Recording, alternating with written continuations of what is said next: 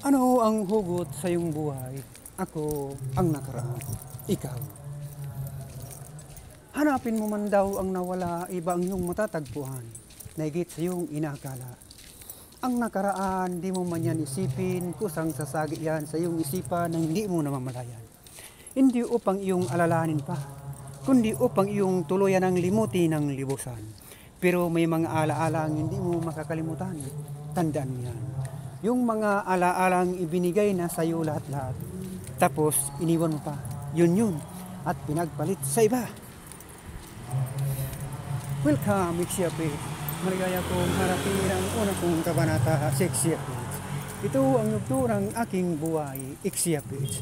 At akin ang kalimutan ang mauna nagi kong buhay. Mga nauna at nauli kong nakaraan.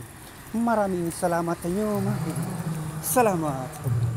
Salamat po sa munghang na panonood at pagtangkilik sa The Lobster Secret Lobby.